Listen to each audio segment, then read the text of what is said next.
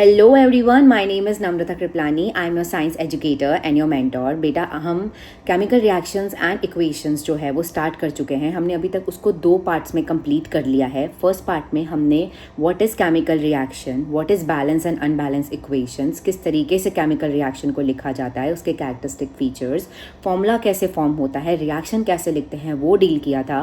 Second part में हमने ये देख लिया था कि किसी भी रिएक्शन को बैलेंस कैसे करते हैं in a very quick and a easy way with lots of example।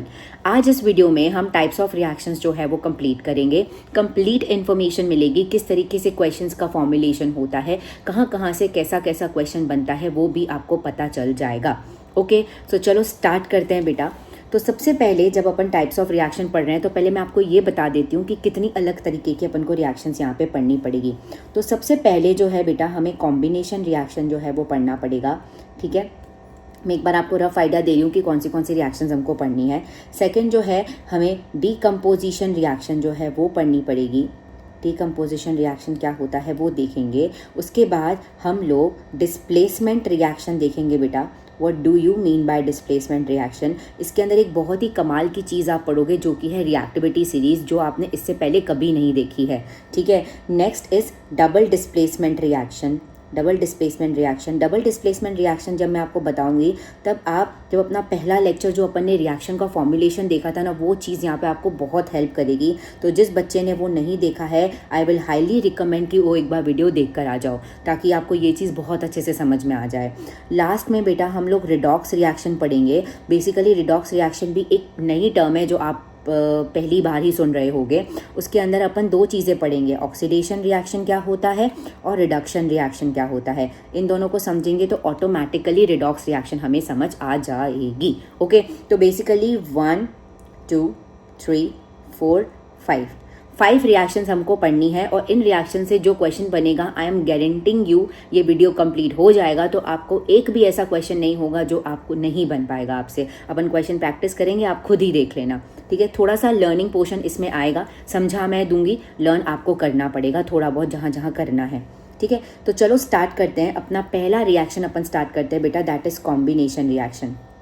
देखो बेटा, नाम क्या बोल रहा है, कॉम्बिनेशन रिएक्शन, मतलब कुछ कंबाइन हो रहा है, यहाँ पर कुछ कंबाइन हो रहा है। अब एक तो नहीं, एक चीज़ तो कंबाइन नहीं हो सकती, एटलीस्ट 2 तो चाहिए ही रहेगी। तो कॉम्बिनेशन रिएक्शन का बेटा मतलब सिंपल वर्ड्स में मैं तुमको बता दूं, वो ये है कि जब 2 या 2 से ज़्यादा रिएक्टेंट्स या सब्सटेंसेस मिलते हैं और मिलकर जब वो एक प्रोडक्ट बनाकर हमको देते हैं ना, तो उसको अपन कॉम्बिनेशन रिएक्शन बोलते हैं। अगर आपको इसको दिमाग में सेट करना है तो आप कैसे कर सकते हो, 2 से 1 बनाना है। अब 2 से ज़्यादा रिएक्टेंट भी हो सकते हैं, 3 भी हो सकते हैं, 4 भी हो सकते हैं, लेकिन 2 तो एटलीस्ट होना ही चाहिए। तो 2 रिएक्टेंट से जब एक प्रोडक्ट बनता है, 2 से जब 1 बनता है, 2 से जब 1 बनता है तो वो कॉम्बिनेशन रिएक्शन होती है। एक बार इसके डेफिनेशन पे नजर डाल दो। द रिएक्शन इन विच 2 और मोर सब्सटेंसेस, 2 या 2 से ज्यादा सब्सटेंसेस, मिनिमम 2 तो चाहिए, 2 या 2 से ज्यादा सब्सटेंसेस रिएक्ट करते हैं एक दूसरे के साथ to form a single product. React करते हैं, आपको पता है एटॉमिक लेवल पे होती है, क्योंकि केमिकल रिएक्शन का ही टाइप है। जैसे अगर मैं आपको इसके अंदर एग्जाम्पल के फॉर्म में बताऊं तो देखो, H2 + O2 फॉर्म्स 2H2O। तो अब यहाँ पे अपन क्योंकि बैलेंसिंग पढ़ चुके हैं तो अपन हमेशा बैलेंस केमिकल इक्वेशन लिखेंगे। 2H2 + O2 forms 2H2O। 2 से 1 बना, कॉम्बिनेशन रिएक्शन हो गई। ठीक है, 2Mg + O2 फॉर्म्स 2MgO। याद करो, ये अपन ने रिएक्शन कहाँ पढ़ी थी, ये रिएक्शन पढ़ी थी मैग्नीशियम रिबन वाले में, जब केस के अंदर, एक्टिविटी के अंदर, जहाँ पे अपन डेजलिंग वाइट फ्लेम जो है हमको दिख रही थी और मैग्नीशियम ऑक्साइड का वाइट पाउडर हमको दिख रहा था। थोड़ा सा रिवाइज करते रहना चाहिए। ठीक है, तो ये क्या हो गया, हमारा कॉम्बिनेशन रिएक्शन का एग्जाम्पल हो गया। जब 2 चीज़ों से मिलकर जो है हमें एक चीज़ मिलती है तो उसे मैम हम कॉम्बिनेशन रिएक्शन बोलते हैं। Simple and sweet. ठीक है, डेफिनेशन तुमसे कोई नहीं पूछ रहा है, लेकिन हाँ, रिएक्शन देखकर ये ज़रूर पूछ लेंगे कि भाई ये कौन सी रिएक्शन है, कॉम्बिनेशन है, डिस्प्लेसमेंट है। तो अगर आपको पता ही नहीं होगा तो आप कैसे पता लगाओगे, राइट। अब जैसा कि मैं आपको हमेशा बताती हूँ कि हमारे जो एनसीईआरटी है वो हर चीज़ को एक्टिविटी के थ्रू समझाने की कोशिश करती है। तो इसके लिए भी उन्होंने एक एक्टिविटी दी है, और ये एक्टिविटी इतनी इंपॉर्टेंट है बेटा, आप इसको स्टार मार्क कर लो। इस पर कहीं ना कहीं से तो क्वेश्चन बन जाएगा, असर्शन रीजन बन जाए, अपना 1 मार्क्स का MCQ बन जाए, अपना प्रॉपर कॉम्पिटेंसी बेस्ड क्वेश्चन बन जाए, कुछ भी बन सकता है, लेकिन बनेगा तो ज़रूर। अब ये एक्टिविटी है क्या और ये समझाना क्या चाहते हैं, कॉम्बिनेशन रिएक्शन, उससे कैसे उसको इस रिएक्शन से उसको समझाएंगे, वो अपन देखते हैं। देखो हमने क्या करा है, इसके अंदर एक बीकर लिया है जो आपको दिख ही रहा है। हमने क्या लिया है, बीकर लिया है, ठीक है। उस बीकर के अंदर मैंने क्या डाला है, कैल्शियम ऑक्साइड डाला है। क्या डाला है मैंने, कैल्शियम ऑक्साइड। कैल्शियम ऑक्साइड का फॉर्मूला क्या होता है बेटा, CaO। कैल्शियम ऑक्साइड का फॉर्मूला क्या होता है, CaO। Ca मतलब कैल्शियम, O मतलब ऑक्साइड। अब मैंने क्या करा है, इस बीकर के अंदर मैंने कैल्शियम ऑक्साइड डाला। अब मैं उसके अंदर क्या डाल रही हूँ, पानी डाल रही हूँ, मतलब कि वाटर को ऐड कर रही हूँ, धीरे धीरे ऐड कर रही हूँ। तो जैसे ही मैं वाटर को ऐड कर रही हूँ उस बीकर के अंदर जिसमें कैल्शियम ऑक्साइड है, तो मैं ये देख रही हूँ कि बहुत ही जल्दी या बहुत ही विग्रसली, एक टर्म मैं यहाँ पे यूज़ कर रही हूँ, विग्रसली। एक टर्म मैंने यूज़ करी है यहाँ पर, विग्रसली। बेटा विग्रसली आपको एनसीईआरटी में भी देखने को मिलेगी। विग्रस रिएक्शन का मतलब होता है बहुत ही फास्ट रिएक्शन होना, बहुत ही तेज़ी से रिएक्शन होना, ठीक है। तो जैसे ही मैं पानी डालती हूँ कैल्शियम ऑक्साइड के अंदर, तो मुझे एक प्रोडक्ट मिलता है जिसको अपन बोलते हैं calcium hydroxide, CaOH whole twice. इसका नाम क्या होता है, कैल्शियम हाइड्रोक्साइड। अब देखो आप लोगों को लगेगा कि मैम आप इतने जल्दी जल्दी फॉर्मूलाज कैसे लिखते हो, क्या ये हम सब लर्न करेंगे क्या? तो ये बात आप नहीं बोल सकते हो, क्योंकि फर्स्ट वीडियो के अंदर मैंने आपको ये बताया है कि कैसे फॉर्म करते हैं। सारे फॉर्मूलाज आप बहुत ही ईजिली बना सकते हो, ये सब चीज़ें मैंने आपको समझा के रखी हुई है, ठीक है। तो कैल्शियम हाइड्रोक्साइड बनता है और इसके साथ साथ बहुत ज़्यादा हीट लिबरेट होती है। अब आप बोलोगे मैम आपको कैसे पता हीट लिबरेट हो रही है? बेटा देखो यहाँ पर एक जो ये जिस इंसान ने हाथ टच करके रखा ना, आप या मैं में से कोई हो सकता है, आप तो मत करना, मैंने किया था, ठीक है। तो वहाँ पे बहुत ज़्यादा हीट लिबरेट होती है। जैसे मैंने बीकर को टच किया ना, वो बीकर बहुत गर्म हो गया था बेटा। और हम ये चीज़ जानते हैं मैम, आपने हमें बताया है कि जिस रिएक्शन के अंदर हीट लिबरेट होती है उसको अपन एक्सोथर्मिक रिएक्शन बोलते हैं। तो ये तो अपना स्टार पॉइंट हो गया कि भाई ये वाली जो रिएक्शन है वो एक्सोथर्मिक रिएक्शन का भी एग्जाम्पल हो गई। और क्योंकि मैम इसके अंदर दो कंपाउंड मिलकर एक बना रहा है, एक इस कैल्शियम हाइड्रोक्साइड, हीट को मत कंसिडर कर लेना, ठीक है। कैल्शियम हाइड्रोक्साइड बन रहा है मतलब 2 से 1 बन रहा है, तो मतलब ये कॉम्बिनेशन रिएक्शन का भी एग्जाम्पल हो गई, ठीक है। तो अगर मैं इसको बहुत ही अच्छे से फॉर्म करके लिखूं इस रिएक्शन को, तो मैं कैसे लिखूंगी कि कैल्शियम ऑक्साइड जो कि एक सॉलिड कंपाउंड है, ठीक है, उसको मैंने वाटर के साथ रिएक्ट करा जो कि एक लिक्विड है, तो मेरा क्या बना, कैल्शियम हाइड्रोक्साइड जो है वो बन गया। कैल्शियम हाइड्रोक्साइड जो है वो बन गया, 2 से 1 बना, प्लस इसके अंदर बहुत ज़्यादा हीट भी लिबरेट हुई है, तो ये एक्सोथर्मिक रिएक्शन भी हो गई, प्लस ये कॉम्बिनेशन रिएक्शन भी हो गई मैम, क्योंकि इसके अंदर 2 से 1 चीज़ बन रही है, ठीक है।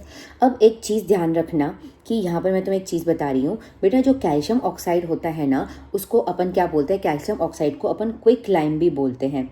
कैल्शियम ऑक्साइड को हम क्या बोलते हैं, क्विक लाइम भी बोलते हैं। इसका कॉमन नेम है, जैसे अपन को घर पे अपनी मम्मी किस नाम से बुलाती है, गुड्डू, गुड़िया, पिंटू, छोटू, जो भी आपको आपके नाम है मुझे नहीं पता, ठीक है। तो कैल्शियम ऑक्साइड का कॉमन नेम, निक नेम जो है, ऐसा बोलो, निक नेम जो है वो क्विक लाइम है। और जो कैल्शियम हाइड्रोक्साइड जो है उसका जो कॉमन नेम है उसको अपन बोलते हैं स्लेक लाइम। ये आपको पता होना चाहिए, ये आपको पता होना चाहिए। मैं बता रही हूँ ना, तो पता होना ही चाहिए ऑब्वियसली, ठीक है। जो चीज़ें नहीं पता होनी होगी, मैं नहीं पता रखनी होगी, दिमाग में नहीं रखनी होगी, तो वो मैं बता दूंगी पहले से ही, ठीक है। तो क्विक लाइम से स्लेक लाइम बनाने का तरीका आपने देख लिया। अब एनसीईआरटी के अंदर एक ऑरेंज कलर का बॉक्स बना हुआ है जिसमें इसके आगे एक फर्दर इन्फॉर्मेशन हमें दी है, जिसपे भी क्वेश्चन ये लोग पूछ ही लेते हैं, है ना। तो वो इन्फॉर्मेशन क्या है बेटा, कि ये जो कैल्शियम हाइड्रोक्साइड है ना, ये जो है वाइट वॉशिंग के लिए यूज़ आता है। क्यों वाइट वॉशिंग के लिए यूज़ आता है, यूज्ड फॉर वाइट वॉशिंग। तो यहाँ पे 2 क्वेश्चन अराइज होते हैं मैम कि ये वाइट वॉशिंग क्या होता है और ये वाइट वॉशिंग के लिए क्यों यूज़ आता है। तो देखो बेटा क्या होता है ना, जब अपन एक्चुअल में घर पे पेंट करवाते हैं ना, जो भी कलर का आपको पेंट करवाना है, उससे पहले एक वाइट कलर की पुट्टी हमारे घर पे होती है। आप पूछ लेना अपने मम्मी डैडी से, उनको पता होगा, या फिर जिसके घर पे हो रहा होगा देख लेना, ठीक है। तो वाइट वॉशिंग से तो उसके अंदर कैल्शियम हाइड्रोक्साइड ही यूज़ किया जाता है। तो ये जो कैल्शियम हाइड्रोक्साइड है, जैसे ही अपन उसको, वो पानी के साथ मिक्स होकर ऑलरेडी बना हुआ है, ठीक है, तो ये लिक्विड फॉर्म में ही होता है। तो जैसे अपन उसको घर पे लगाते हैं, तो ये जो कैल्शियम हाइड्रोक्साइड जो है वो एनवायरनमेंट में जो CO2 प्रेजेंट है ना, उसके साथ ये रिएक्ट कर लेता है, ठीक है। और जैसे ही CO2 के साथ रिएक्ट करता है तो ये एक सब्सटेंस बनाता है जिसको अपन क्या बोलते हैं, कैल्शियम कार्बोनेट। इसको CaCO3, it is called as calcium carbonate, ठीक है। इसको अपन कैल्शियम एक मिनट अच्छे से लिखने दो, कार्बोनेट, कैल्शियम कार्बोनेट जो है बनाता है। अब ये जो कैल्शियम कार्बोनेट है ना बेटा, इसका ही काम होता है शाइनी अपीयरेंस देना ऑन द वॉल्स। ठीक है, ये जो कैल्शियम कार्बोनेट है उसका नेचर कैसा था, ये खुद दिखता कैसा है, इसका खुद ही शाइनी टेक्सचर होता है। तो ये क्या देता है, शाइन देता है ऑन वॉल्स। जिस घर की दीवारों पे अपन ने वाइट वॉशिंग करी है, 2 से 3 दिन बाद वो इतना अच्छी तरीके से CO2 के साथ रिएक्ट हो जाता है, कैल्शियम हाइड्रोक्साइड, कैल्शियम कार्बोनेट इतना सही मात्रा में बन जाता है। उस कैल्शियम कार्बोनेट के बनने की वजह से ही हमारी दीवारों में चमक आती है। जब भी कोई पेंटर भैया होंगे ना, उनको वो जब अपन वो पेंट कर रहे होंगे ना, तुम बोलना कि भाई ये तो शाइन ही नहीं कर रहा पेंट, आपने तो बोला शाइन देगा, तो बोलेगा बेटा 1-2 दिन रुक जाओ, अपने आप इसके अंदर शाइन आ जाएगी। तो बस वो जो शाइन है उसको पता है। देखो वो अपन से ज़्यादा एजुकेटेड नहीं होगा maybe, but still he knows each and everything in indirect way, ऐसा बोल सकते हैं। ठीक है, तो कैल्शियम कार्बोनेट बनने की वजह से जो है हमारे वॉल्स के ऊपर क्या होती है, शाइन आती है। तो ये पूरा रिएक्शन था बेटा। कैल्शियम ऑक्साइड को वाटर के साथ रिएक्ट करवाया, तो क्विक लाइम को जब पानी के साथ रिएक्ट करवाया तो स्लेक लाइम बना, स्लेक बोल रही हूँ मैं, कैल्शियम हाइड्रोक्साइड बना। ठीक है, और बहुत ज़्यादा हीट लिबरेट हुई, तो ये कॉम्बिनेशन रिएक्शन और एक्सोथर्मिक रिएक्शन भी हुई। फिर मैंने आपको बोला कि जो कैल्शियम हाइड्रोक्साइड है वो वाइट वॉशिंग के लिए यूज़ होता है, क्योंकि जैसे ही कैल्शियम हाइड्रोक्साइड हमारी दीवारों पे लगा दिया जाता है तो वो CO2 के साथ रिएक्ट कर कैल्शियम कार्बोनेट बना देता है। और ये कैल्शियम कार्बोनेट जो है वही क्या करता है, हमारी वॉल्स को शाइनी अपीयरेंस देता है। ओके, तो ये क्या हो गया हमारा कॉम्बिनेशन रिएक्शन का एक एग्जाम्पल जो हमारे क्लास में, सॉरी हमारी NCERT में दे रखा है, राइट। चलिए अब नेक्स्ट जो है हम बात करते हैं, हमारी नेक्स्ट रिएक्शन की बात करते हैं, that is decomposition reaction. Composition reaction बेटा क्या होता है ना, इसको कैसे समझोगे बेटा, डिकम्पोजिशन का सिंपल मतलब मैं बताऊँ ना तो होता है ब्रेक डाउन करना, ब्रेक डाउन करना। और ब्रेक डाउन अपन किसको कर सकते हैं, जो एक कॉम्प्लेक्स सब्सटेंस होगा उसको ही सिंपलर फॉर्म्स में तोड़ सकते हैं ना। ठीक है, जो ऑलरेडी एक सिंपल फॉर्म में टूटा होगा और किसको और कैसे तोड़ेंगे, जैसे अगर एक चौक का पीस है, ठीक है, उसको अपन 3 या 4 पार्ट में तोड़ सकते हैं। अगर मैं ऑलरेडी आपको इतना छोटा सा चौक का पीस दे दूंगी तो उसको आप थोड़ी और तोड़ पाओगे, है ना। तो डिकम्पोजिशन रिएक्शन का मतलब यही होता है बेटा। रिएक्शन मतलब डेफिनेशन पे नज़र डालो, the reaction in which the compound splits into 2 और मोर सिंपलर सब्सटेंसेज, 2 या 2 से ज़्यादा सिंपलर सब्सटेंसेज में अगर अपन को किसी चीज़ को ब्रेक डाउन करना है तो उसको अपन डिकम्पोजिशन रिएक्शन बोलते हैं। इसका एक एग्जाम्पल तुम्हें बताती हूँ। तो H2CO3 जो है वो H2O और CO2 में टूटता है। H2CO3 को क्या बोलते हैं बेटा, कार्बोनिक एसिड कहते हैं। अभी इस रिएक्शन को लर्न करने की ज़रूरत नहीं है, ये सिर्फ एग्जांपल के लिए मैं आपको बता रही हूँ। कार्बोनिक एसिड जो है वो वाटर और CO2 में टूट गया, ठीक है। एक था, 1 से 2 बन गए, 2 से 3 भी बन सकते हैं, 2 से 3 भी बन सकते हैं। तो अच्छा मुझे एक बात बताओ, अभी इससे जस्ट पहले आप कॉम्बिनेशन रिएक्शन पढ़ के आए थे, उसमें मैं क्या बोल रही थी बेटा, 2 या 2 से ज़्यादा सब्सटेंसेस एक में बनेगा, यही बोला था मैंने। और अभी मैं आपको क्या बोलूँ, एक सब्सटेंस टूटेगा 2 या 2 से ज़्यादा में, वहाँ पे 2 से 1 बन रहे थे, यहाँ पे 1 से 2 बन रहा है, ठीक है। तो क्या मैं ऐसा बोल सकती हूँ कि डिकम्पोजिशन रिएक्शन जो है is a reverse of combination reaction? मैं ऐसा बोल सकती हूँ? आप बोलोगे मैम डेफिनेटली बोल सकते हो, कोई दिक्कत नहीं है, बिल्कुल वैसा ही हमको समझ में भी आ गया था, हमको भी ऐसा लग रहा था ना, ऐसा बिल्कुल लग रहा था, यस यस यस लग रहा था, ठीक है। तो कॉम्बिनेशन रिएक्शन में 2 चीज़ें मिलकर एक में कन्वर्ट होती हैं, डिकम्पोजिशन में जो है एक सब्सटेंस होता है वो 2 में कन्वर्ट हो जाता है, दैट्स इट, ठीक है। अब यहाँ पर आपको जो मैं नेक्स्ट स्टेटमेंट बोलने वाली हूँ, आप उस चीज़ से मेरे एग्री करोगे कि नहीं करोगे। मैं यहाँ पे बोल रही हूँ कि यूजुअली मतलब जो डिकम्पोजिशन रिएक्शन है यूजुअली रिक्वायर्स एनर्जी, उसको एनर्जी चाहिए, हीट के फॉर्म में दो, लाइट के फॉर्म में दो, इलेक्ट्रिसिटी के फॉर्म में दो, वो मैटर नहीं करता, एनर्जी तो देनी पड़ेगी। ऑब्वियसली मैम किसी भी चीज़ को तोड़ेंगे एनर्जी तो देनी पड़ेगी, कम देनी पड़े ज़्यादा देनी पड़े वो मतलब फ़र्क नहीं पड़ता, लेकिन देनी तो पड़ रही है, ठीक है। जैसे अगर आप और आपका दोस्त है जिसमें बहुत स्ट्रॉन्ग बॉन्ड है, ठीक है, तो अगर आपकी दोस्ती को मुझे तोड़ना है, किसी भी इंसान को अगर तोड़ना है, हालांकि टूटनी नहीं चाहिए, तो अगर तोड़ना है तो एक स्ट्रॉन्ग इंसान को बीच में आना पड़ेगा, तो वो एक एनर्जी की तरह काम करेगा जो आपके बॉन्ड को ब्रेक कर देगा एनी हाउ, ठीक है, मिसअंडरस्टैंडिंग क्रिएट्स करके XYZ जो भी अपन बोल सकते हैं। तो वही चीज़ यहाँ पर भी अप्लाई होती है कि अगर मुझे किसी भी चीज़ को ब्रेक डाउन करना है, ठीक है, जो कि डिकम्पोजिशन रिएक्शन के अंडर अपन पढ़ते हैं, क्योंकि उसका मतलब ही वही होता है, तो मुझे क्या करना पड़ेगा, एनर्जी सप्लाई करनी पड़ेगी। अब जिस हिसाब से जो एनर्जी मैं सप्लाई कर रही हूँ उस हिसाब से जो है डिकम्पोजिशन रिएक्शन के टाइप्स हो जाते हैं, ठीक है। जैसे अगर मैं हीट एनर्जी को यूज़ कर रही हूँ तो मैं वहाँ पे पढ़ूंगी थर्मल डिकम्पोजिशन, ठीक है।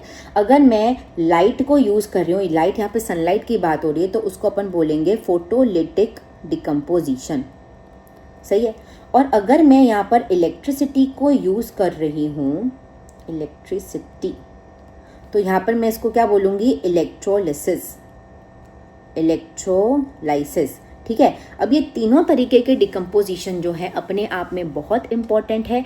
कभी भी किसी पे भी क्वेश्चन आने की प्रोबेबिलिटी बहुत बहुत बहुत ज़्यादा है। जब आप PYQ सॉल्व करेंगे आपको खुद ही पता पड़ जाएगा, या जब मैं कराऊंगी तभी आपको पता चल जाएगा। अब अपन को हर एक डिकम्पोजिशन रिएक्शन को डिटेल में पढ़ना है। सबसे पहला हमारा जो आता है वो है थर्मल डिकम्पोजिशन। थर्मल क्यों बोल रही हूँ बेटा, क्योंकि यहाँ पर मैंने हीट यूज़ करी है, लेकिन सब चीज़ में कॉमन फैक्टर एक है। आप भले कोई भी एनर्जी यूज़ कर लो, हो तो डिकम्पोजिशन रहा है मैम, ठीक है। मतलब एक से आप 2 या 3 में तोड़ने वाले हो चीज़ों को, बेसिकली तोड़ने वाले हो चीज़ों को, तोड़ना है यहाँ पर, तो एक को तोड़ना है, ख़त्म, ठीक है। तो देखो पहली एक्टिविटी, हमें तो पता ही है मैम, हर चीज़ एक्टिविटी से ही समझाई जाती है NCERT में, और आप NCERT को ही फॉलो करते हो क्योंकि उसी से ही क्वेश्चन बनता है और कहीं और से क्वेश्चन बनता ही नहीं है, ठीक है। चलिए हमने क्या करा, हमने एक बॉइलिंग ट्यूब ले ली, टेस्ट ट्यूब ले ली, उसके अंदर मैंने क्या करा, फेरस सल्फेट के क्रिस्टल डाल दिए। मैंने उसमें फेरस सल्फेट के क्रिस्टल्स डाल दी है, ठीक है। अपन इसको एक स्टोरी की तरह पढ़ते हैं, रुको।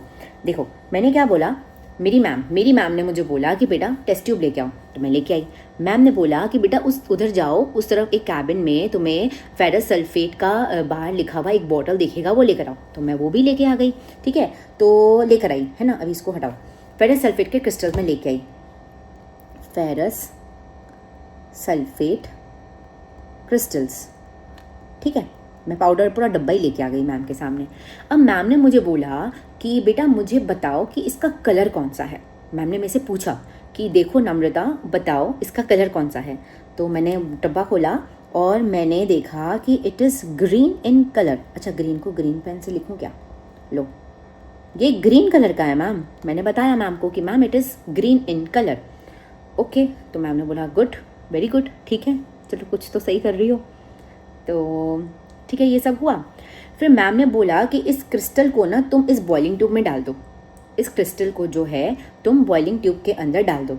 मैंने डाल दिया, इसके अंदर डाल दिया, ठीक है। फिर मैम ने इसको बोला, मैम ने मुझे बोला, इसको क्या, मुझे बोला कि तुम इसको हीट करो। ये साइन किसका, हीटिंग का है ना। तो मैंने हीट करना शुरू कर दिया, वो टोंग की मदद से मैंने यहाँ पर इसको पकड़ा और मैंने इसको हीट करना शुरू कर दिया।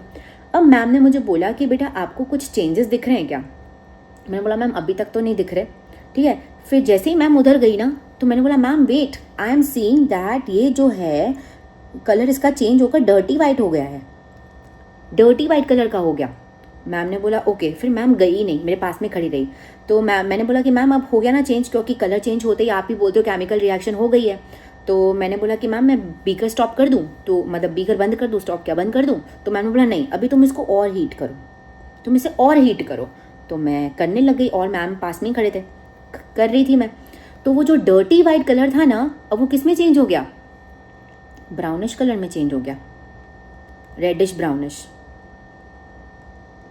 रेडिश ब्राउनिश कलर जो है उसमें चेंज हो गया। और मैम ने बोला कि तुम्हें कुछ मैंने बोला कि मैम देखो और कलर चेंज हो गया, और ज़्यादा केमिकल रिएक्शन हो रही है इसके अंदर, ठीक है। और मैंने मैम को बोला कि मैम कुछ गैसेस निकल रही हैं जो कि मुझे ना थोड़ा वैसा स्मेल लग रहा है जैसे कि मैंने कोई माचिस जला दिया ना, वैसी मुझे स्मेल नज़र आ रही है।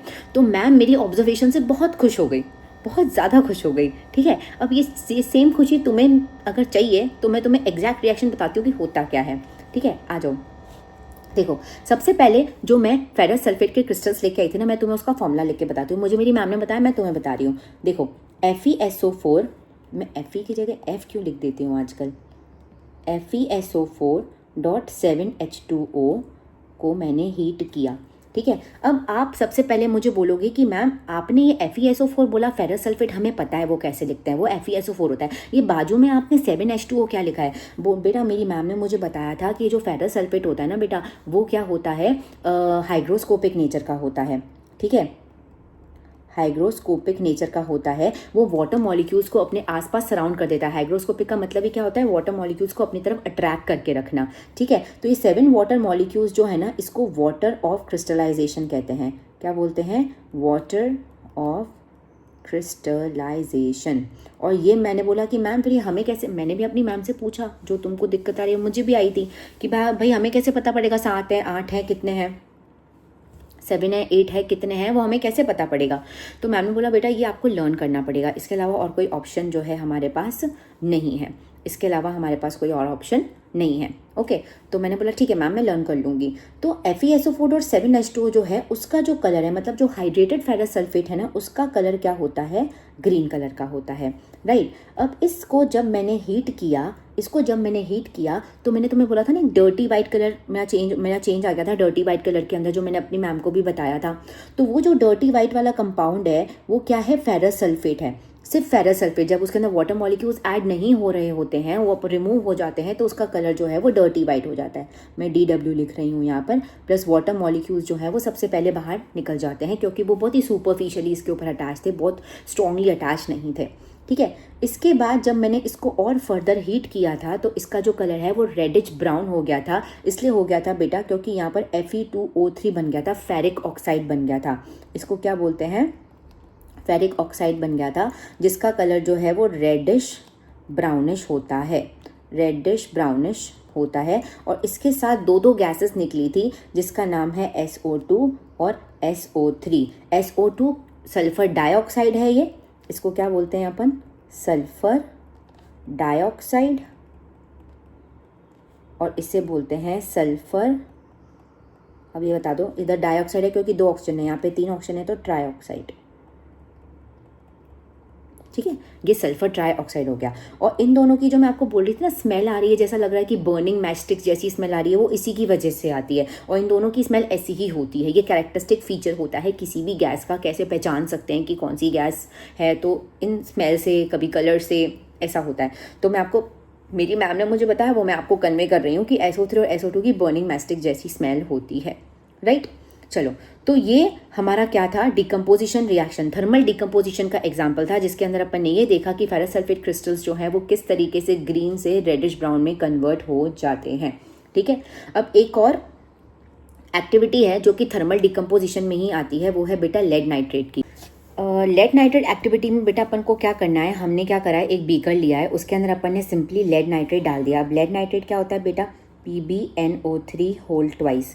ये फॉर्मूला मेकिंग में सिखाया था, बार बार डरना नहीं है, मैं पहले ही बता रही हूँ कि मैम आप ये ऐसे ऐसे फॉर्मूलाज कैसे लिख देती हो, मैं तो नहीं समझ आता, ठीक है। तो बेटा लेड नाइट्रेट को जैसे ही मैंने टेस्ट ट्यूब में लिया और उसको मैंने हीट करा तो क्या बना, मेरे पास लेड ऑक्साइड बना, ठीक है। मेरे पास 4 NO2 के बैलेंस्ड इक्वेशन लिख रही हूँ और O2 मुझे देखने को मिला, ठीक है। और ये जो बेटा नाइट्रोजन ऑक्साइड जो है ना, लेड ऑक्साइड तो सॉलिड होता है, ऑक्सीजन भी गैस है, इनविजिबल होती है, इसका कोई कलर नहीं होता। और 4NO2 जो है वो नाइट्रोजन डाइऑक्साइड है, क्या है वो, नाइट्रोजन डाइऑक्साइड, ठीक है। और इसकी ब्राउन फ्यूम्स होती हैं, ये कैरेक्टरिस्टिक फीचर है, मैंने आपको पहले ही बताया था, हर गैस का अपना अपना कैरेक्टरिस्टिक फीचर होता है।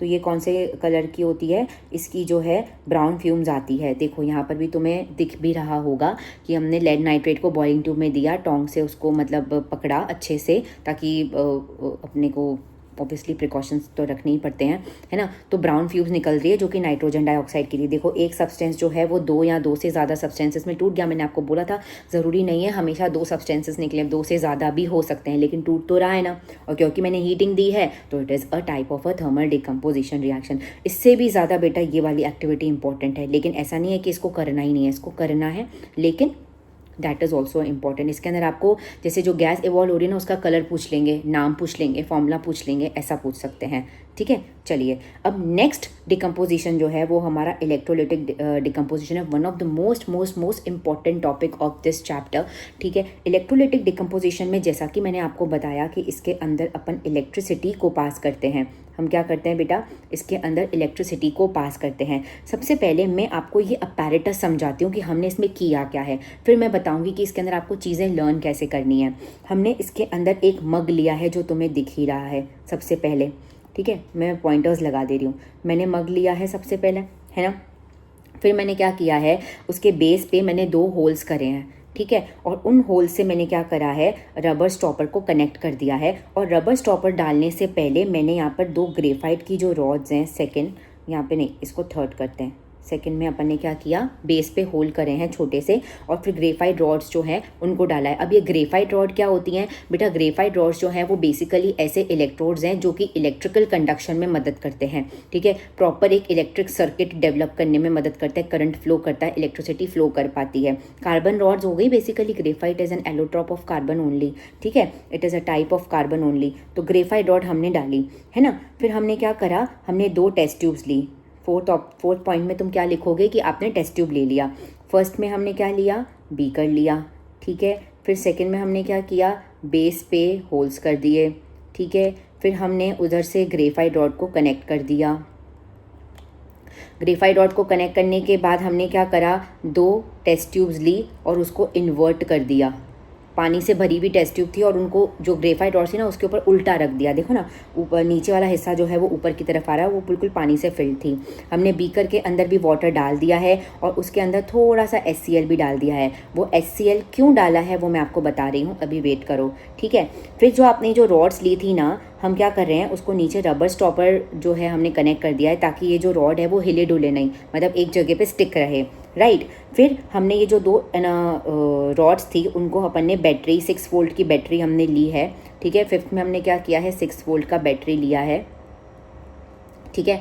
फिर हमने स्विच ऑन कर दिया है, एनोड और कैथोड से इसको कनेक्ट कर दिया है। अब आपके दिमाग में क्वेश्चन आएगा कि मैम ये एनोड और कैथोड क्या होता है, वो भी अभी बताऊंगी, रुक जाओ, अभी मैं सिर्फ सेटअप समझा रही हूँ, है ना। तो अब ये पूरा सेटअप रेडी है। अब मैं यहाँ पे सबसे पहले यहाँ पे डील करते हैं एनोड और कैथोड से। बेटा देखो, जब अपन कोई भी बैटरी लेते हैं तो बैटरी के अंदर नेगेटिव और पॉजिटिव टर्मिनल्स होते हैं। जो negative terminal of a battery होता है उसको कैथोड कहते हैं और जो positive terminal of a battery होता है उसको एनोड कहते हैं।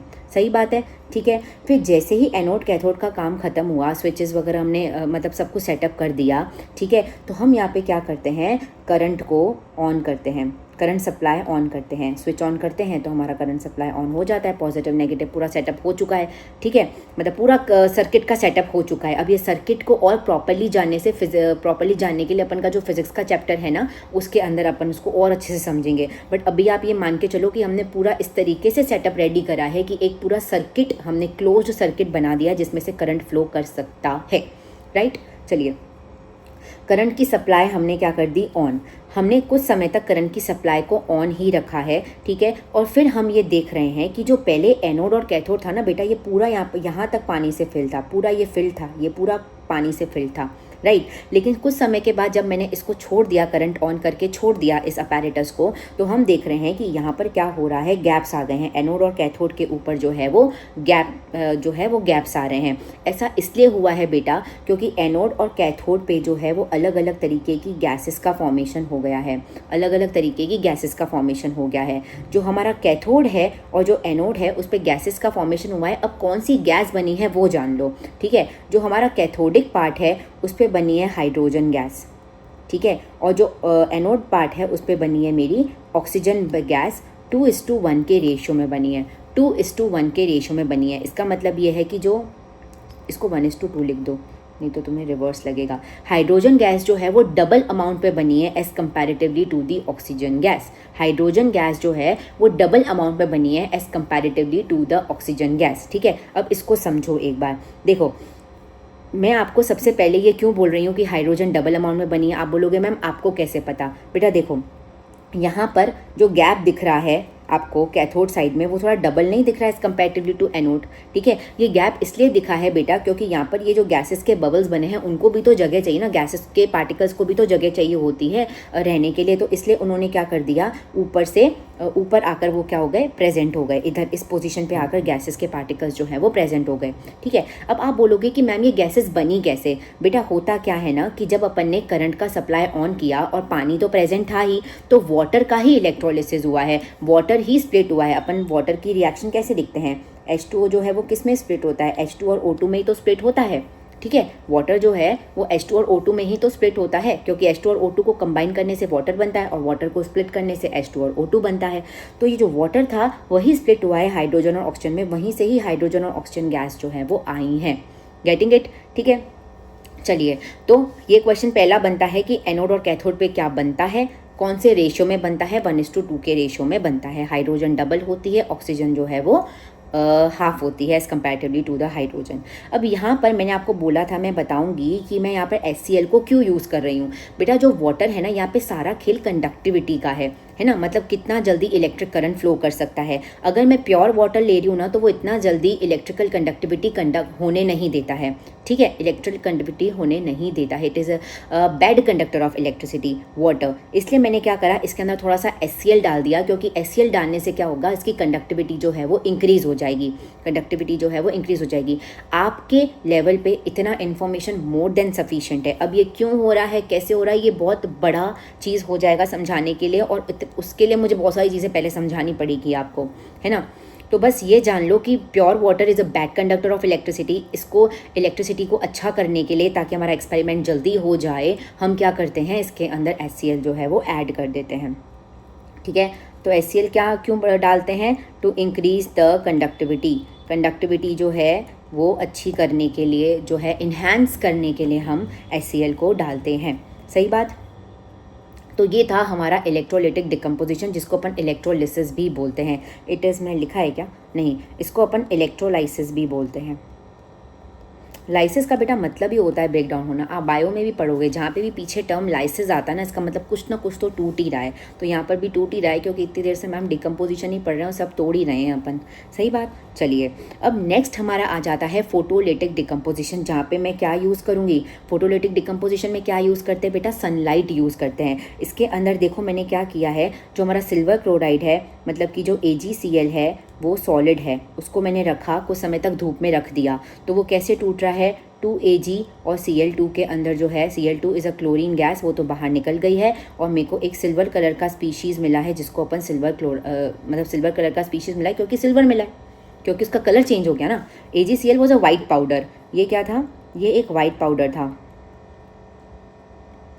ठीक है। और मैंने जब उसको थोड़े टाइम तक धूप में रख दिया, तो मैंने देखा कि वाइट पाउडर अब वैसा नहीं रहा है, ये थोड़ा सिल्वर टर्न हो गया है। तो वो सिल्वर इसलिए हुआ है क्योंकि यहाँ पर Ag का फॉर्मेशन हो गया, और Cl2 जो है वो बाहर निकल गई है, ठीक है। सिमिलरली यहाँ पे और भी होता है, जैसे अपन पीछे लिख लेते हैं, रुको। रिएक्शन जो है वो 2AgBr की रिएक्शन है बेटा।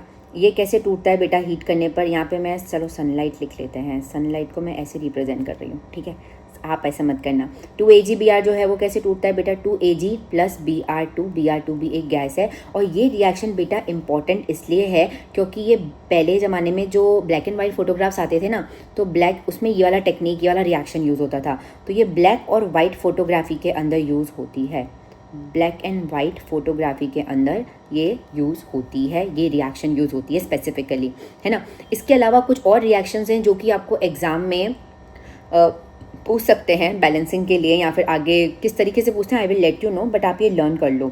जैसे कि ये आप जानते हो, कैल्शियम कार्बोनेट जो है वो कैसे टूटेगा बेटा, कैल्शियम ऑक्साइड प्लस CO2 के अंदर। ये भी डिकम्पोजिशन रिएक्शन हो गई, इसमें भी हीटिंग देनी पड़ती है, ठीक है। और नेक्स्ट जो है अपने पास क्या रहता है, 2Kc, ये भी डिकम्पोजिशन रिएक्शन के ही टाइप है, एक्स्ट्रा रिएक्शंस लिखवा रही हूँ मैं आपको। 2Kc ये तो वैसे आप जानते हो, है ना, आपने ये किस में पढ़ा था बेटा, जब अपन डिकम्पोजिशन करते हैं हीटिंग की मदद से, ठीक है, थर्मल डिकम्पोजिशन। 2KClO, चलो रहने दो, इसको मत लिखो आप, ये आप उसमें लिख कर आए हो ना, इसको रहने दो, ये लिख लो, ये इंपॉर्टेंट रिएक्शन है जो लिखवा रही हूँ। 2KClO3 जो है वो किस में टूटता है, 2KCl प्लस 3O2 में टूटता है। ये भी थर्मल डिकम्पोजिशन के अंडर ही आती है, हीटिंग से होता है। उस समय मैं नहीं लिखा पाई, अभी लिखवा रही हूँ, ठीक है। तो ये याद रख लेना, ये एक्टिविटी के थ्रू इसको कुछ नहीं समझाया है, इस रिएक्शन को बस एग्जाम्पल के फॉर्म में लिख दिया है, तो आप भी लिख दो और इसको लर्न कर लेना, ठीक है। चलो, next is displacement reaction, a very very very very very very important reaction. Ma'am सब चीज़ इंपॉर्टेंट ही है, अभी तक आप जो भी बोल रहे हो एवरीथिंग इज इंपॉर्टेंट, ठीक है। देखो, डिस्प्लेसमेंट रिएक्शन को एक बार मैं तुम्हें थोड़ा सा रियलिस्टिक एग्जांपल में समझाने की कोशिश करती हूँ। डिस्प्लेसमेंट का मतलब ये होता है, अगर मैं तुमसे पूछूँ तो आप बोलोगे कि मैम, अगर कोई जवाब देगा तो वो कुछ इस तरीके से देगा, आई थिंक, कि मैम डिस्प्लेसमेंट इज़ लाइक कि जैसे सपोज़ करो कि यहाँ पर AB था और यहाँ पे C था, ठीक है। A और B साथ में रह रहे थे और C वॉज अलोन, लेकिन इसको इनकी जो बॉन्डिंग थी बर्दाश्त ही नहीं हो रही थी, बिल्कुल ही बर्दाश्त नहीं हो रही थी। तो इसने क्या करा, B को हटा दिया और A ने सी के साथ बॉन्ड बना दिया और बी जो है वो अकेला रह गया। ठीक है, तो इस तरीके से मैं थोड़ा बहुत तुम्हें डिस्प्लेसमेंट रिएक्शन अभी बता सकती हूँ। और आप बोलोगे कि मैं पूछूंगी कि बेटा ये ऐसे कैसे, सी ही क्यों, सी ने बी को ही क्यों हटाया, ए को क्यों नहीं हटाया? क्योंकि इन्होंने, सी जो है उसने ये देख लिया था कि ए बी जो है ना बहुत ही फ्रीक्वेंटली बेसिस पे लड़ाई करते हैं। ये दो दोस्त हैं जो साथ में बैठे हुए हैं, ये बहुत ही फ्रीक्वेंटली, इनके अंदर मिसअंडरस्टैंडिंग बहुत है, मतलब इनका बॉन्डिंग इतना स्ट्रॉन्ग नहीं है। तो उसने बोला कि नहीं, मैं यहाँ पर अपना काम कर सकता हूँ। ये बहुत शातिर निकला, बहुत दिमाग वाला निकला, बहुत ही क्लेवर निकला। तो उसने बोला कि बी मुझे थोड़ा वीक लग रहा है और ए मुझे थोड़ा स्ट्रॉन्ग लग रहा है। ठीक है, तो मैं ए को तो नहीं हटा पाऊंगा, इतनी मेरी हिम्मत नहीं है, लेकिन बी को मैं ज़रूर हटा सकता हूँ। तो इसने क्या करा, जैसे ही उसको एक थोड़ा सा कुछ समय तक उसने नोटिस किया, जैसे ही उनके बीच में एक बार बहुत बड़ा झगड़ा हो गया ना, तो उसने बी को क्या करा, हटाया और खुद ने अपनी एंट्री मार दी और ए के साथ अपनी बॉन्डिंग बना दी। तो इस तरीके से अपन डिस्प्लेसमेंट रिएक्शन को जो है वो समझ सकते हैं। तो एक बार ये तो जनरल था, लेकिन ऐसे तो अपना काम बनेगा नहीं, अपन को तो एलिमेंट्स के साथ डील करना पड़ेगा। तो एक बार इसकी डेफिनेशन पे आ जाओ। The reaction in which one element take place of another element, एक एलिमेंट दूसरे एलिमेंट की जगह लेता है। अब बेटा जो मैंने आपको जनरल रिएक्शन बताई थी ए बी और सी वाली, तो उसके अंदर सी वॉज स्ट्रॉन्ग, सी स्ट्रॉन्ग था और बी वीक था। तो अगर मुझे किसी को किसी से डिस्प्लेस करना है तो मुझे स्ट्रॉन्ग बनना पड़ेगा, तब जाके मैं दूसरे को डिस्प्लेस कर पाऊंगी, और दूसरा वीक होगा मुझसे जिसको डिस्प्लेस करना है। अगर सी यहाँ पर, जैसे अगर ए बी प्लस सी है और वो ए सी और बी बना रहा है, तो सी बी को क्यों डिस्प्लेस कर पाया, क्योंकि बी वीक था और सी स्ट्रॉन्ग था। तो यहाँ पे स्ट्रॉन्ग और वीक का केस आ जाता है। ठीक है, जब यहाँ पे तो मैंने स्ट्रॉन्ग और वीक बता दिया, लेकिन जब अपन केमिस्ट्री के पॉइंट ऑफ व्यू से बात करते हैं, तो बेटा यहाँ पे अपन को एक चीज़ पढ़नी पड़ती है जिसको अपन बोलते हैं रिएक्टिविटी सीरीज, जो कि है ये, और ये आपको पढ़नी पड़ेगी, लर्न करनी पड़ेगी, इसका कोई लॉजिक नहीं है। ठीक है, potassium, sodium, calcium, magnesium, aluminium, zinc, iron, lead, hydrogen, copper, mercury, AG, AU, ये आपको लर्न करना पड़ेगा। अब ऊपर से जैसे जैसे मैं नीचे जा रही हूँ, मतलब पोटेशियम से जब मैं एयू तक जा रही हूँ, मतलब गोल्ड तक जा रही हूँ, मेरी रिएक्टिविटी कम हो रही है। मतलब पोटेशियम ज़्यादा रिएक्टिव है सोडियम से, पोटेशियम ज़्यादा रिएक्टिव है जिंक से, जिंक ज़्यादा रिएक्टिव है आयरन और लेड से, ऐसे देखना होता है। ठीक है, अब जो ज़्यादा रिएक्टिव एलिमेंट होगा, जो बहुत ज़्यादा फटाफट रिएक्शन करना चाहता है, वो कम रिएक्टिव वाले एलिमेंट्स को हटा देगा, सिंपल सी बात है। इसको एग्जाम्पल से समझो, ये एक्टिविटी आ गई। ठीक है, हमने क्या करा, हमने 2 आयरन नेल्स लिए। क्या लिए? हमने 2 आयरन नेल्स, वो कील होती है ना जो अपन दीवार में ठोकते हैं, ठीक है, वही ठोकते हैं, वही डालते हैं, राइट, ठोकना बट इज़ नॉट गुड। हाँ, तो 2 आयरन नेल्स हमने लिए। एक आयरन नेल को हमने रेफरेंस के लिए रख दिया, और जो दूसरा आयरन नेल है ना, मैंने उसको कॉपर सल्फेट सोल्यूशन के अंदर डिप कर दिया। कॉपर सल्फेट सोल्यूशन में एक आयरन नेल को मैंने क्या कर दिया, डिप कर दिया। तो देखो, कॉपर सल्फेट के अंदर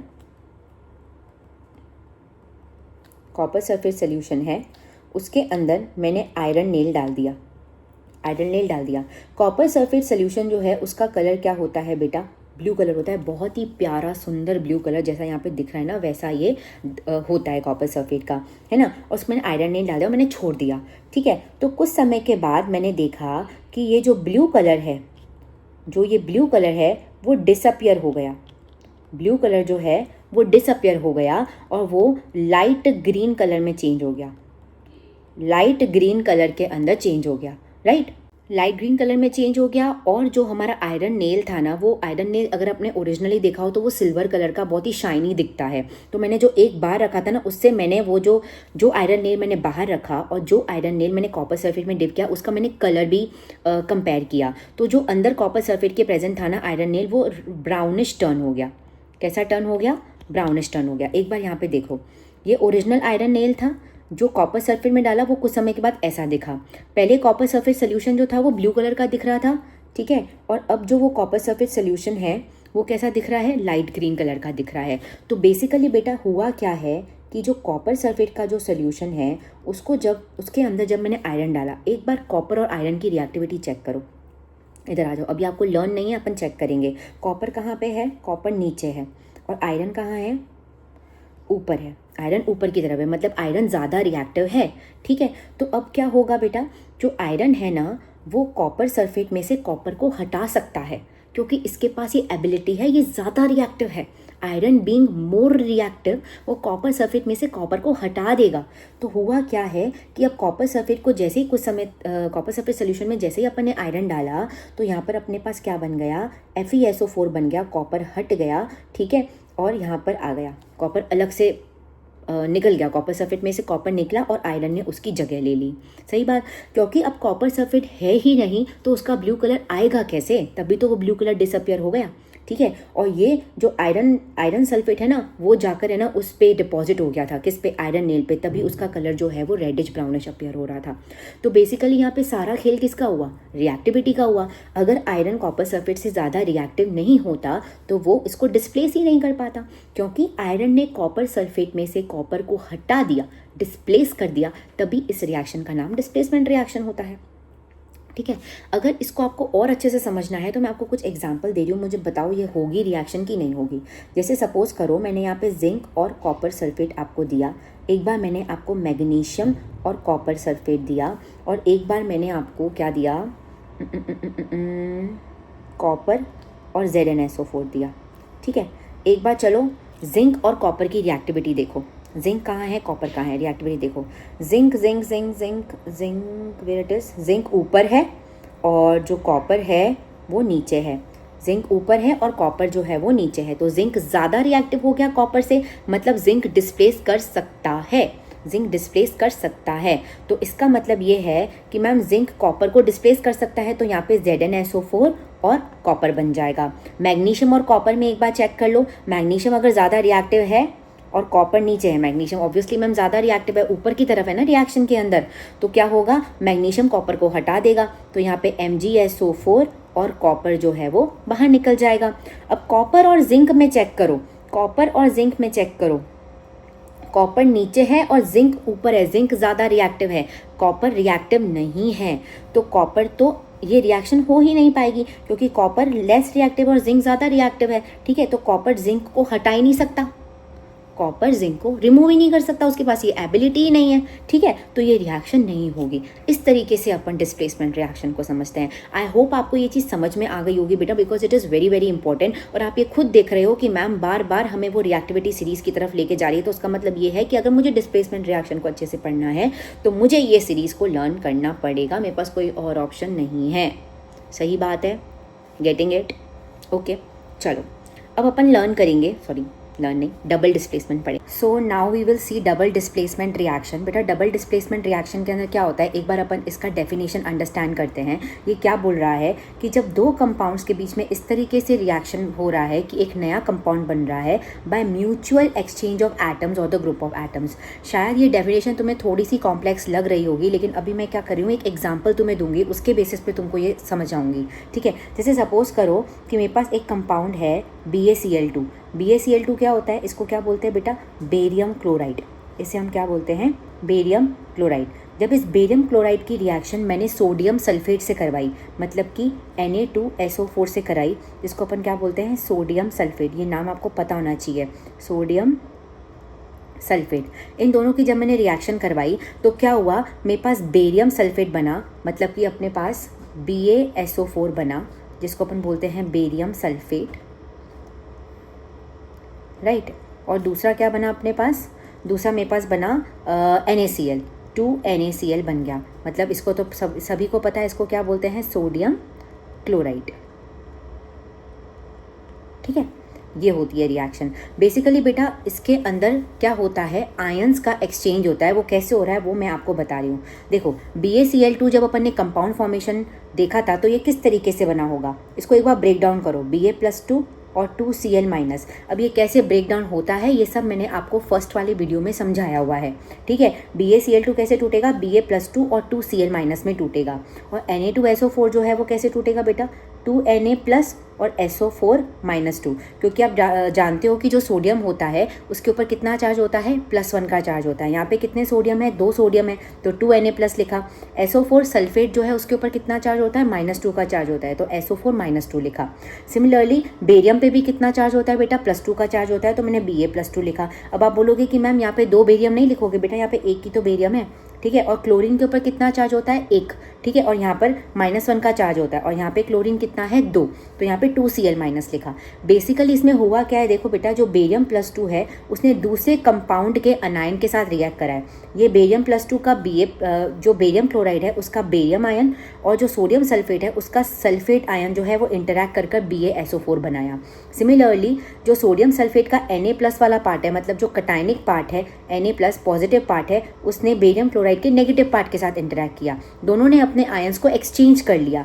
फर्स्ट वाले कंपाउंड का जो पॉजिटिव चार्ज था वो दूसरे कंपाउंड के नेगेटिवली चार्ज स्पीशीज के साथ इंटरैक्ट कर गया, तभी तो बेरियम सल्फेट और NaCl बना। देखो Na ने Cl के साथ रिएक्ट करा, बेरियम ने सल्फेट के साथ रिएक्ट करा, इसलिए अपन इसको आयन एक्सचेंज रिएक्शन भी बोल सकते हैं। आयन एक्सचेंज रिएक्शन भी बोलते हैं। Double displacement reaction is all about. यहाँ पे जो बेरियम सल्फेट बनता है बेटा, ये एग्जांपल अपने NCERT का एग्जांपल है, तो हमें ये लर्न करना ही पड़ेगा एनी हाउ, ठीक है। और ये जो बेरियम सल्फेट है उसकी हमें वाइट कलर की PPT भी मिलती है, वाइट कलर का प्रेसिपिटेट मिलता है, और हम जानते हैं प्रेसिपिटेट वो होता है जो कि डिजोल्व नहीं होता है, जो कि इनसोल्यूबल रहता है, राइट। तो ये हमारा डबल डिस्प्लेसमेंट कंप्लीट हो गया। Now the second is all about oxidation reaction.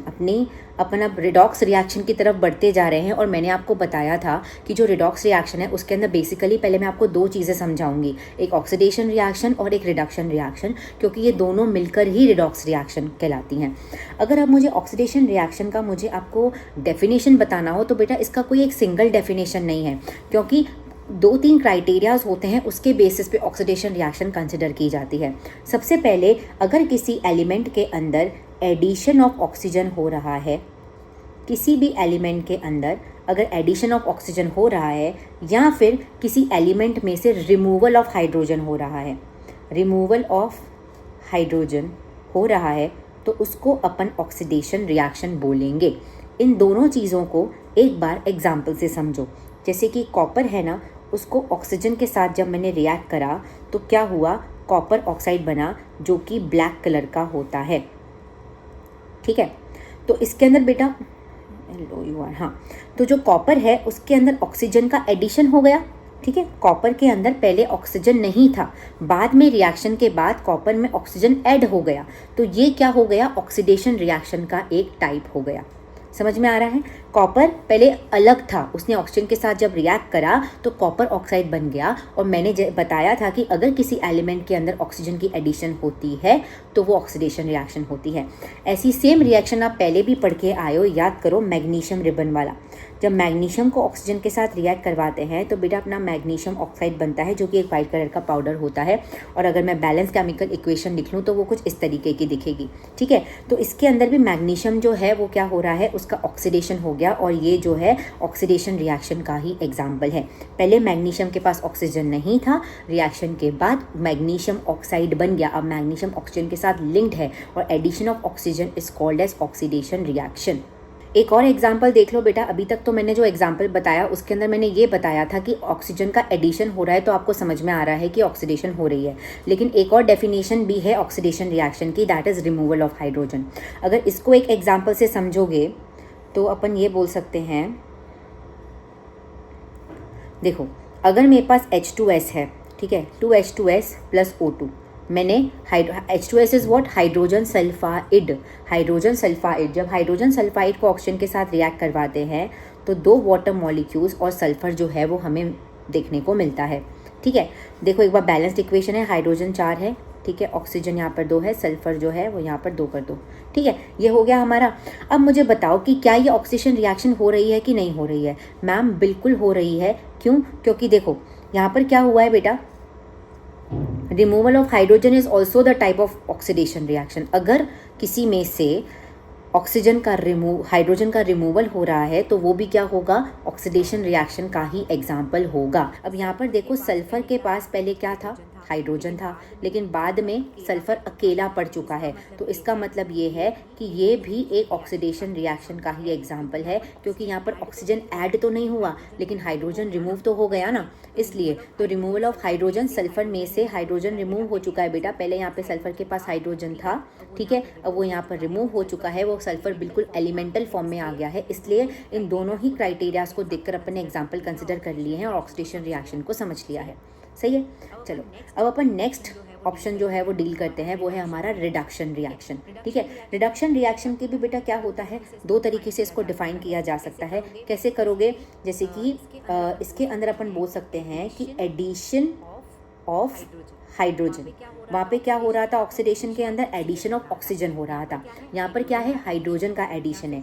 या फिर क्या बोल दो, removal of oxygen, addition of hydrogen बोल दो, या फिर रिमूवल ऑफ ऑक्सीजन बोल दो। ये दोनों के दोनों क्या है, रिडक्शन रिएक्शन के ही डेफिनेशन अपन इसको कंसिडर कर सकते हैं, क्योंकि इसकी कोई एक परफेक्ट डेफिनेशन है नहीं। इसी तरीके से बताया जाता है कि एडिशन ऑफ हाइड्रोजन या removal of oxygen is called as reduction reaction. इसके अंदर भी बेटा एग्जांपल कंसिडर कर लो, जैसे कि H2 में हाइड्रोजन गैस में जब मैंने सल्फर को ऐड किया तो उसके अंदर हाइड्रोजन सल्फाइड बन गया।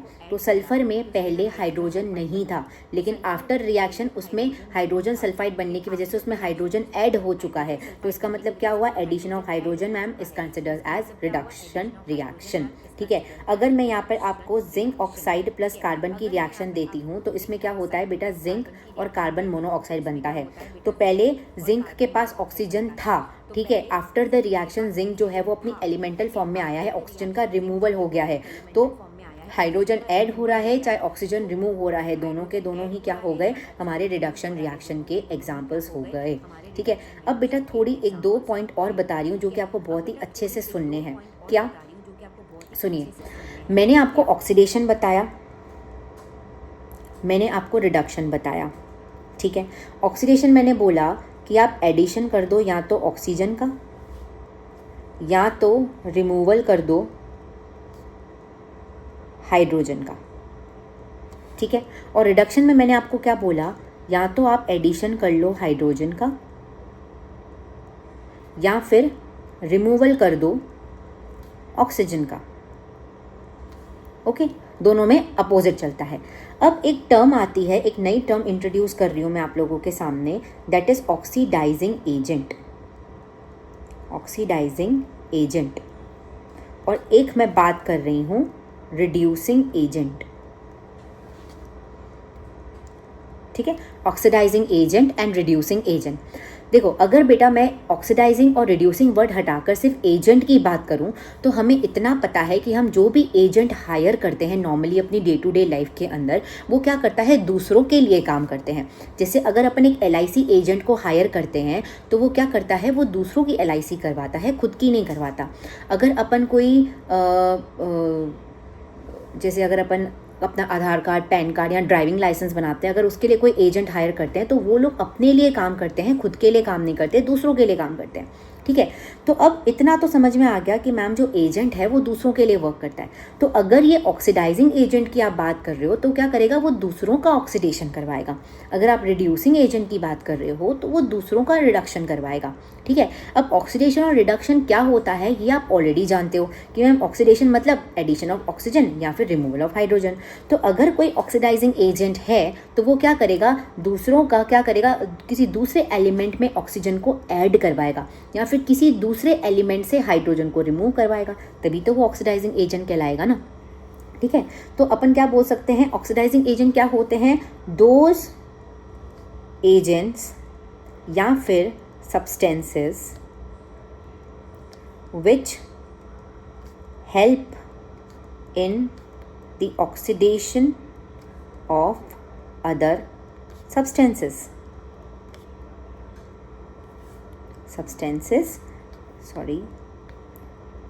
या फिर element.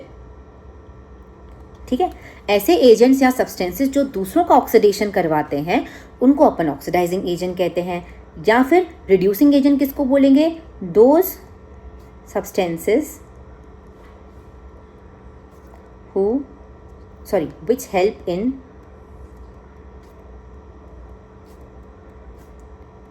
reduction of other substances। Are called as reducing agent. तो जो रिड्यूसिंग एजेंट होंगे वो दूसरे सब्सटेंसेस में से क्या करेंगे, हाइड्रोजन को या तो उनको दूसरे एलिमेंट के अंदर हाइड्रोजन को ऐड करवाने में हेल्प करेंगे या फिर उनमें से ऑक्सीजन को रिमूव करवाने में मदद करेंगे। तो this is what the oxidising agent and reducing agent is. आप इसकी टेंशन बिल्कुल मत लेना कि मैम इसके ऊपर क्वेश्चन कैसे आता है, क्योंकि आगे मैं इसके बेसिस पे क्वेश्चंस करवाने वाली हूँ। ठीक है, अब आपने अच्छे से सुनना, आपने ऑक्सीडेशन रिएक्शन पढ़ लिया, आपने रिडक्शन रिएक्शन पढ़ लिया, आपने ऑक्सीडाइजिंग और रिड्यूसिंग एजेंट भी देख लिया। अब यहाँ पर मैं इसको पूरा वाइंड अप करके रिडॉक्स रिएक्शन की एक बार आपके सामने बात करती हूँ। ठीक है, what do you mean by redox reaction. देखो, रिडॉक्स रिएक्शन को समझने के लिए एक एग्जाम्पल से समझेंगे। सपोज करो मेरे पास एक रिएक्शन है जिसके अंदर copper oxide plus hydrogen react कर कॉपर प्लस वाटर बना रहे हैं। ठीक है, अब मैं आपसे पूछ रही हूँ कि बेटा मुझे बताओ इसमें कौन सी स्पीशीज़ है जिसका ऑक्सीडेशन हो रहा है। तो आपके दिमाग में दो पॉइंटर्स चलेंगे मैम, जिसमें से ऑक्सीजन जिसका ऑक्सीडेशन का प्रोसेस का मतलब वो होता है कि जिसमें ऑक्सीजन ऐड हो या फिर हाइड्रोजन रिमूव हो। तो उसमें मुझे बताओ कि किस में ऑक्सीजन ऐड हो रहा है। तो मैम पहले हाइड्रोजन के पास ऑक्सीजन नहीं था, लेकिन रिएक्शन के बाद उसमें क्या हो गया है, ऑक्सीजन का एडिशन हो गया है। तो हाइड्रोजन का यहाँ पे क्या हो गया, ऑक्सीडेशन हो गया है। तो ये प्रोसेस जो है वो क्या कहलाएगा, ऑक्सीडेशन, क्योंकि हाइड्रोजन के पास पहले जो H2 मॉलिक्यूल था उसके पास ऑक्सीजन नहीं था, लेकिन after a reaction product side में वो वाटर मॉलिक्यूल बन गया है क्योंकि उसमें ऑक्सीजन ऐड हो गई है। तो addition of oxygen is oxidation. पहले कॉपर के पास ऑक्सीजन था क्योंकि कॉपर ऑक्साइड के फॉर्म में था। आफ्टर अ रिएक्शन उसमें से ऑक्सीजन रिमूव हो चुका है। अब removal of oxygen is what, reduction. तो कॉपर ऑक्साइड का कॉपर में कन्वर्ट होना is the process of reduction. Redox reaction क्या होती है बेटा, ऐसी रिएक्शन जिसके अंदर ऑक्सीडेशन भी हो रहा हो और रिडक्शन भी हो रहा हो, together they are called as redox reaction. तो रिडॉक्स रिएक्शन क्या होती है, the reaction in which oxidation and reduction occur simultaneously is called as redox reaction. बस, ठीक है। आपको कोई भी डेफिनेशन पूछ नहीं रहा है, लेकिन हाँ आपको एग्जांपल्स देकर ये ज़रूर पूछा जाएगा कि बताओ कौन सा सब्सटेंस का ऑक्सीडेशन हो रहा है, कौन से सब्सटेंस का रिडक्शन हो रहा है, ऑक्सीडाइजिंग एजेंट क्या होते हैं, रिड्यूसिंग एजेंट क्या होते हैं, ये सब पूछा जाएगा आपसे। ठीक है, तो अभी अपन ने क्या कर दिया है, सारे टाइप्स ऑफ रिएक्शंस को कंप्लीट कर दिया है। Now it's time to do some questions, ताकि पता चले कि हमें कितना समझ में आया है। ठीक है, तो सबसे पहले अपन इन क्वेश्चंस को देख लेते हैं। इस क्वेश्चन में क्या है बेटा, इस वाले क्वेश्चन में हमें ये पता लगाना है, classify the reaction as combination, decomposition, displacement and double displacement. ठीक है, इजी क्वेश्चन है। देखो पहला एग्जांपल में कॉपर ऑक्साइड जो है वो कॉपर और ऑक्सीजन में कन्वर्ट हो रहा है, 1 से 2 बन रहे हैं। मैंने आपको बताया था 1 से 2 बनता है तो क्या हो जाता है, डिकम्पोजिशन रिएक्शन होता है, क्योंकि उसमें ब्रेक डाउन होता है। हालांकि इसमें हीटिंग वगैरह कुछ नहीं दे रखा, लेकिन हमें समझ में आ गया है कि मैम आपने हमें बताया था 1 से 2 बन रहा है तो डिकम्पोजिशन, 2 से 1 बन रहा है तो कॉम्बिनेशन रिएक्शन। ठीक है, चलिए नेक्स्ट क्वेश्चन देखिए, जिंक AgNO3, जिंक AgNO3 के साथ रिएक्ट हो रहा है तो जिंक नाइट्रेट बन रहा है और Ag बन रहा है।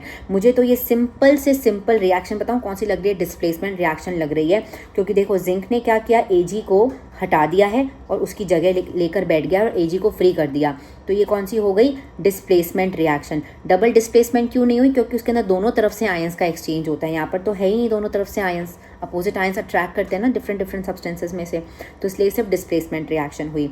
इसमें देखो 2 से 1 बन रहा है, सिंपल दिख रहा है, कॉम्बिनेशन रिएक्शन है ये। ठीक है, MgO plus carbon CO plus Mg, ये कौन सी रिएक्शन है बेटा, मैग्नीशियम ऑक्साइड कार्बन के साथ कंबाइन हो रहा है, मैग्नीशियम ऑक्साइड का कार्बन के साथ कॉम्बिनेशन हो रहा है, कार्बन मोनोऑक्साइड और Mg बन रहा है। तो इसके अंदर मुझे ये लग रहा है कि जो कार्बन है उसने ऑक्सीजन के साथ कंबाइन कर लिया और मैग्नीशियम को फ्री कर दिया है। तो मुझे ये भी क्या लग रही है, डिस्प्लेसमेंट रिएक्शन का ही एग्जाम्पल है ये। ठीक है, तो ये हमने सबसे पहले उन मेजरली अपन ने क्या कर दिया, मेन अपन ने क्वेश्चन देख लिया जिसके अंदर अपन ने ये पता लगा लिया कि भाई हमें ये समझ में आ चुका है मैम कि अगर कोई भी हमें कोई रिएक्शन देता है और हमें पूछता है कि ये कौन सी टाइप ऑफ रिएक्शन है तो हम आसानी से बता सकते हैं। ठीक है, चलो अब नेक्स्ट क्वेश्चन देखते हैं। Name the substance getting oxidise and reduce. Oxidise मतलब एडिशन ऑफ ऑक्सीजन या रिमूवल ऑफ हाइड्रोजन, रिडक्शन का मतलब क्या है, एडिशन ऑफ हाइड्रोजन या रिमूवल ऑफ ऑक्सीजन। चलो देखते हैं, मैग्नीज ऑक्साइड MnO2, चलो नाम नहीं बोलना है, MnO2 जो है वो MnCl2 में कन्वर्ट हो गया बेटा। मैग्नीज में से Mn इज फॉर मैग्नीज, ठीक है, उसमें से ऑक्सीजन रिमूव हो चुका है। Removal of oxygen is what, removal of oxygen is what, reduction. तो ये रिडक्शन रिएक्शन हो गई, तो मतलब MnO2 का क्या हो गया, रिडक्शन हो गया। तो ऑक्सीडेशन किसका हुआ, HCl का ही हुआ है ना, क्योंकि देखो इसके अंदर हाइड्रोजन के पास अब ऑक्सीजन ऐड हो चुका है, तो इसका क्या हो गया, ऑक्सीडेशन हो गया। हाइड्रोजन के पास पहले ऑक्सीजन नहीं था लेकिन बाद में ऐड हो गया और क्लोरीन अलग से चला गया, तो ये हमारा ऑक्सीडेशन हो गया। H2S और SO2 जब कंबाइन हो रहे हैं तो H2O और 3S बन रहा है। सिंपल है, सल्फर के पास पहले ऑक्सीजन था, बाद में इसमें से ऑक्सीजन निकल चुका है, वो सिर्फ सल्फर में कन्वर्ट हो चुका है और रिमूवल ऑफ ऑक्सीजन जो है वो रिडक्शन होता है। और H2S जो है अब हाइड्रोजन के पास ऑक्सीजन आ चुका है, तो ये क्या हो गया, ऑक्सीडेशन। यहाँ पे देखो लेड ऑक्साइड, यहाँ पर पहले लेड के पास ऑक्सीजन है बाद में नहीं है, तो removal of oxygen is reduction, और कार्बन के पास बाद में आ गया तो ये हो गया ऑक्सीडेशन। कॉपर ऑक्साइड कॉपर में कन्वर्ट हो गया, रिमूवल हो गया ऑक्सीजन का, तो ये हमारा क्या हो गया, ऑक्सीडेशन। और हाइड्रोजन जो है उसके पास ऑक्सीजन आ गया, तो इसके अपन क्या बोलेंगे इसको, एक मिनट सॉरी उल्टा लिख दिया मैंने बेटा। कॉपर ऑक्साइड जो है वो कॉपर में कन्वर्ट हो गया, रिमूवल ऑफ ऑक्सीजन हुआ ना, removal of oxygen is called as reduction, और हाइड्रोजन का क्या हो गया, ऑक्सीडेशन। और ये सारी की सारी रिएक्शंस जो है वो रिडॉक्स रिएक्शन ही आ रही है, क्यों रिडॉक्स रिएक्शन का ही टाइप है, क्योंकि एक ही रिएक्शन में ऑक्सीडेशन भी हो रहा है और रिडक्शन भी हो रहा है साइमल्टेनियसली, तभी उसको रिडॉक्स रिएक्शन बोलेंगे, राइट। चलिए अभी देखो ये वाला क्वेश्चन काफ़ी अच्छा है, इसके अंदर आपके सारे कंसेप्ट क्लियर हो जाएंगे, ऑक्सीडेशन और रिडक्शन के कंपेयर में तो सारे हो जाएंगे उस वाले टॉपिक से। तो देखो अपने पास H2S है, I2 है, वो रिएक्ट करके 2HI और सल्फर बना रहे हैं, ठीक है। अब सबसे पहले आपको बताना है कि किसका ऑक्सीडेशन हो रहा है। H2S जो है वो HI में कन्वर्ट हो गया, I2 जो है ठीक है H2S जो है वो HI में कन्वर्ट हुआ, और नहीं ऐसे नहीं है, देखो बेटा H2S, ठीक है।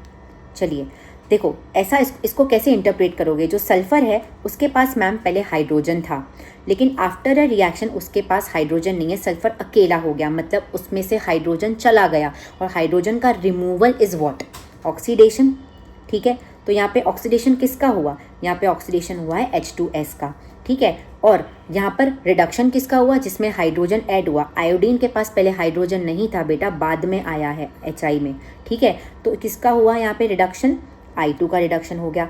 ऑक्सीडाइजिंग एजेंट क्या होता है, जो दूसरों का ऑक्सीडेशन करवाता है।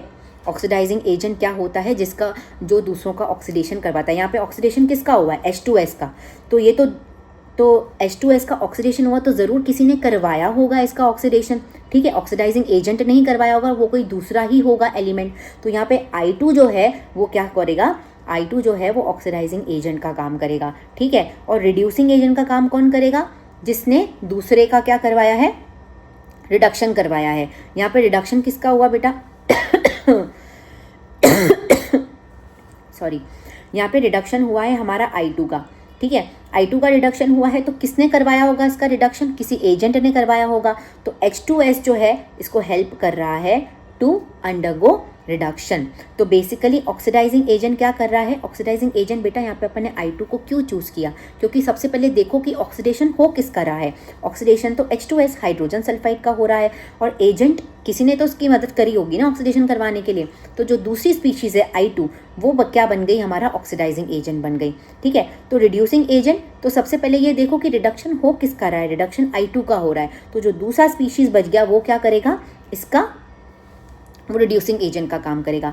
इस क्वेश्चन से आपको एक और चीज़ समझनी चाहिए, वो ये है कि ऑक्सीडाइजिंग एजेंट वो होते हैं जिनका खुद का तो क्या होता है रिडक्शन, लेकिन वो दूसरे का क्या करवाते हैं, ऑक्सीडेशन। देखो I2 का खुद का क्या हो रहा था, रिडक्शन, लेकिन उसने दूसरे कंपाउंड का क्या करवा दिया, ऑक्सीडेशन। रिड्यूसिंग एजेंट क्या करते हैं, दूसरों का रिडक्शन करवाते हैं लेकिन खुद का तो ऑक्सीडेशन कर लेते हैं। तो देखो मैंने H2S का क्या हो रहा था, यहाँ पर H2S का ऑक्सीडेशन ही तो हो रहा था। तो रिड्यूसिंग एजेंट दूसरों को रिड्यूस करते हैं लेकिन खुद को ऑक्सीडाइज करते हैं, ठीक है। अगर आपको ये चीज़ कंफ्यूजिंग लग रही है तो बस आप इतना सा चीज़ समझ लो कि जो भी कंपाउंड जिसका ऑक्सीडेशन होगा ना, वो रिड्यूसिंग एजेंट का काम करेगा, और जिसका रिडक्शन होगा वो ऑक्सीडाइजिंग एजेंट का काम करेगा। सिंपल सी बात है, ठीक है। इस तरीके से याद करो। अगर आपको ऑक्सीडेशन और रिडक्शन समझ में आ गया है तो आप क्या करोगे कि जिस भी स्पीशीज़ का ऑक्सीडेशन हो रहा है वो रिड्यूसिंग एजेंट का काम करेगा, और जिसका रिडक्शन हो गया है वो ऑक्सीडाइजिंग एजेंट का काम करेगा। That's it, okay. चलो नेक्स्ट क्वेश्चन करते हैं। अ हाउसवाइफ एक देखो बड़ा सा क्वेश्चन है लेकिन इसका आंसर इतना छोटा निकलेगा, आई एम टेलिंग यू, और यही होते हैं हमारे कॉम्पिटेंसी बेस्ड क्वेश्चन। देखो, a housewife wanted her house to white washing के लिए यूज़ करना चाहती है, वो चाहती है कि मेरे घर में वाइट वॉशिंग हो जाए, सफ़ेद सफ़ेद दिखे, मेरा घर बढ़िया दिखे। She bought 10 kgs lime from market and dissolve 30 liters of water. On adding lime to the water, she noticed that water start boiling even when it is not heated. Give reason for the observation. ये चीज़ आप बहुत अच्छे से जानते हो बेटा। कौन सी reaction है ये? कैल्शियम ऑक्साइड वाली रिएक्शन है। जो कैल्शियम ऑक्साइड होता है वो मार्केट से जो स्लेक लाइम लाई थी, ठीक है, जो कैल्शियम ऑक्साइड होता है, सॉरी क्विक लाइम, ठीक है, जो वो क्विक लाइम लाई थी, जैसे ही उसके अंदर उसने वाटर को मिक्स किया तो कैल्शियम हाइड्रोक्साइड बन गया, दैट इज स्लेक लाइम, ठीक है, स्लेक लाइम बन गया। और इसके अलावा बहुत ज़्यादा बबल्स क्यों बने? क्योंकि बहुत हीट लिबरेट हुई, उसको हीट करने की ज़रूरत ही नहीं है क्योंकि ये एक्सोथर्मिक रिएक्शन का टाइप है, ठीक है। अब इस CaOH2 को जैसे ही वो वॉल पे पेंट करवाएगी पेंटर को बुलाकर, तो क्या होगा, ये CaOH2 जो है वो कार्बन डाइऑक्साइड के साथ रिएक्ट कर कर क्या बना देगा, CaCO3 बनाएगा, जिसको कैल्शियम कार्बोनेट कहते हैं, जो कि शाइनी अपीयरेंस देता है हमारी वॉल्स को, शाइनी अपीयरेंस देगा वॉल्स को, ठीक है। और ये स्लेक लाइम जो है वही किस लिए यूज़ होता है? वाइट वॉशिंग के लिए यूज़ होता है। देखो बेटा, ये क्वेश्चन इतना बड़ा था लेकिन इसका आंसर उस एक्टिविटी में से ही पूछा गया। बड़ा क्वेश्चन को देखकर हमें सिर्फ डर लगता है, बाकी इसमें होता कुछ भी नहीं है, आंसर इतने छोटे ही होते हैं और यही कॉम्पिटेंसी बेस्ड क्वेश्चन है, ठीक है। सो आज हमने सारी टाइप्स ऑफ रिएक्शंस को कंप्लीट कर लिया है with a complete question solving, ठीक है। सो आई होप आपको समझ में आ गया होगा and thank you so much for watching.